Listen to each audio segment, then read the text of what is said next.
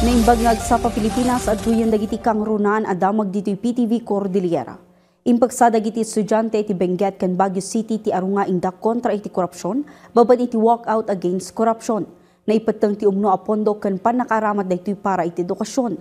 Ada report ni Jezreel Kate Lapizar. Sa edukasyon, hindi sa korupsyon! Karbangan dagiti estudyante nga iyebkas dagiti kapanunutan ken opinyon damay papan iti mapaspasamak iti pagilihan. Dayta ti rason no apay naangay tinagkaykaysa a walkout para sa edukasyon, kabuhayan at pananagutan dagiti universidad iti Baguio ken Benguet. Iti alas 12 ti pangaldaw, nagtitipon dagiti estudyante ti Benguet State University tapno makikaykaysa iti walkout. TSU community, ano ang gusto nyo? Panagutin mga kurap, yan ang gusto ko! Para kadakwada, daytoy ti gundaway ang maipangugda ti boses da. Kinunada akas may nga estudyante saan da abulsek kadagiti mapaspasamak iti pagilian.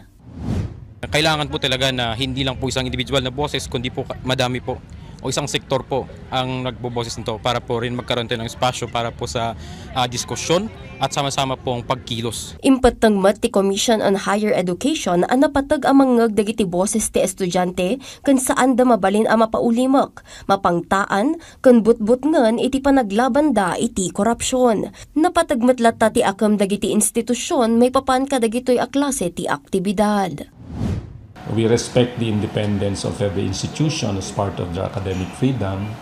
So we rely on them still to decide on internal policies. Maipalpalagipmat kadagiti estudyante nga agan-annad ken ipang pangruna ti kinatalged ti tunggal maysa kadagiti maisaysayangkat a kilos protesta.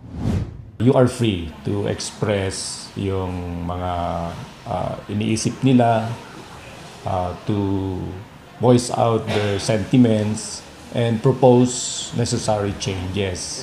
But ensure lang na gagawin natin ito in a very peaceful way, avoid inciting any untoward incidents to occur kasi ayaw naman natin na may masaktan. Jezreel Kate Lapizar para iti Pambansang TV, iti Baro, Pilipinas. Panagragay ken panaglayos ti maysa kadagiti rason nga ituntunda ti nasaknap ken sana sustainable mining. Iti panagbisita ni Sweden Ambassador to the Philippines Anna Ferry, imbinglay na dagiti best practices ti pagilian iti umno a panagminas. Ada report ni Bridget Marcasi Pangosfian. Iti panagsarungkar ni Sweden Ambassador to the Philippines iti Baguio City. Dinayaw na tinapinta sa kultura ken tradisyon na imatangan na. Malaksid iti dayta, dinayaw na ti lokal a gobyerno iti panangipasigurado da ti panagtalinaed tinabak ng akultura iti Cordillera kagiddan ti panangitaloda iti heritage ken turismo. Segun ken kuana, naimatangan na tinabak ng at tradisyon ken narikna na tinabara a panang-awat ti umili iti isa sa rungkar na. Baguio and the region, the Cordillera, has a lot of potential, a lot of talented people, and I see a lot of engagement. Kang runaan naman na ti opisyal iti 72nd Philippine Mine Safety Engineers Association Convention anaangay iti Baguio City. Kagiddan iti dayta, may sa ti Sweden kadagiti mabigbigpig a pagilian nga adaan iti nalawa a pagminasan iti European Union ken numero 1 iti responsible mining. Imbin sa binsan na dagiti addang ken programa nga ar-aramiden da para iti natalged ken sustainable a panagminas.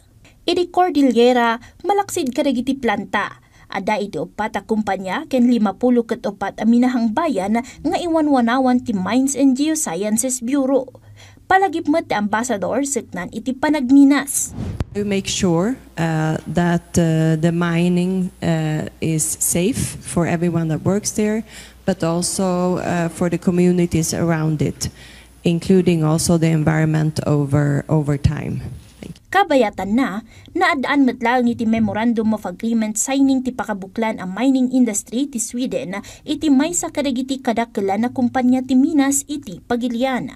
Babaan iti daytoy, may suro dagiti Swedish Mining Solutions para iti responsible mining practices iti nasa o akumpanya ti minas. Solutions that focus on not only enhancing productivity and efficiency in the mines, but also focusing on raising the bar for both safety and sustainability.